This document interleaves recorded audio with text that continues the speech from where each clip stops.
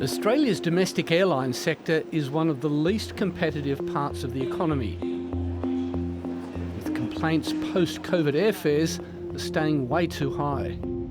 Having a duopoly between Qantas and Virgin, up to 95% controlling the domestic aviation market, is not good for anyone. It gives airlines a lot of market power to set prices, to have cancellations, and really just have their interests above everybody else's. The extent of the problem was highlighted in a recent Senate inquiry. We had 147 submissions, 100 from everyday Australians, but we heard from right across the aviation sector. Much of the inquiry's focus was on the decision to block further Qatar Airways flights into Australia and the political influence of Qantas. Haven't had any discussion. It's not how you do business, Mr. Goda? It's not. I've had no discussions with the Prime Minister or the Minister. In fact, the first time I met the Aviation Minister was some weeks ago in Perth. While the federal government dismissed the inquiry as a political stunt, others say the committee has raised issues that require a serious response. When we take the politics out of the committee itself, we've got some very good recommendations and some very good evidence that we've heard. One of those recommendations was to give Australia's competition watchdog funding and special powers to continue to monitor airlines more closely. A recommendation the Australian Competition and Consumer Commission was keen to see adopted. A monitoring inquiry would give us both dedicated resources and compulsory information gathering powers, where we can proactively get information from the airlines, and that is really valuable for us to keep a close eye on this very concentrated market.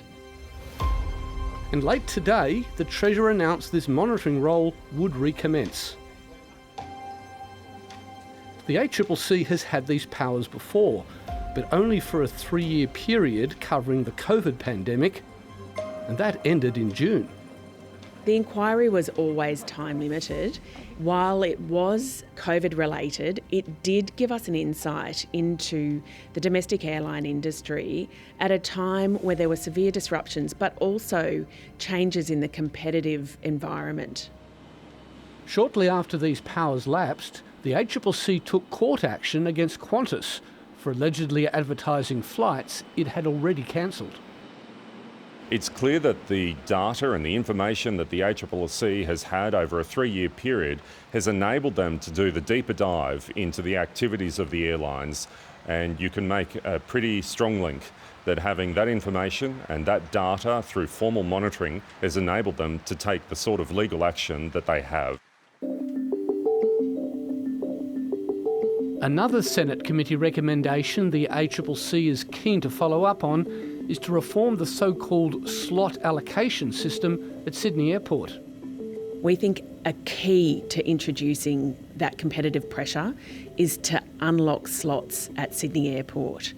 Sydney sits at the heart of the domestic airline industry, and it unlocks the potential for competition across the network. That reform that the ACCC has spoken about absolutely is supported by the travel agents, tour operators and wholesalers that make up the Australian travel industry.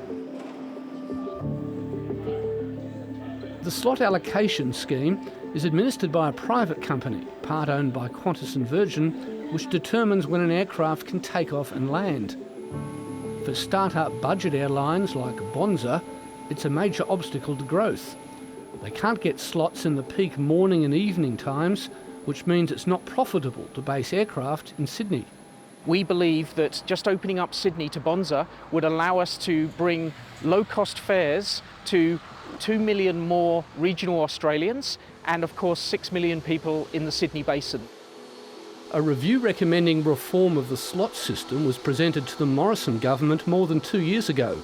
A spokeswoman for the Transport Minister told 7:30, reforms need to be carefully considered and drafted with care, as they are also linked to the Sydney Airport curfew and to noise.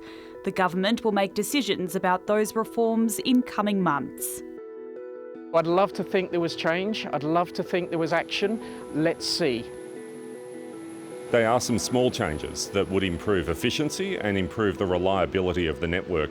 And that's good not just for Sydney, but that's good for the entire aviation network. Australia's domestic airline duopoly has stood firm for decades. Recent controversies arguably provide an opportunity for what many see as long overdue reform. I'm really optimistic that there's a moment in time for the government to act. We have the ACCC, we have a Senate inquiry all saying that things do need to change. We have the public calling for change. We think that it's really important that there is the threat of additional competition in the market, because that will better protect customers. When additional airlines contest a market, we see the prices go down.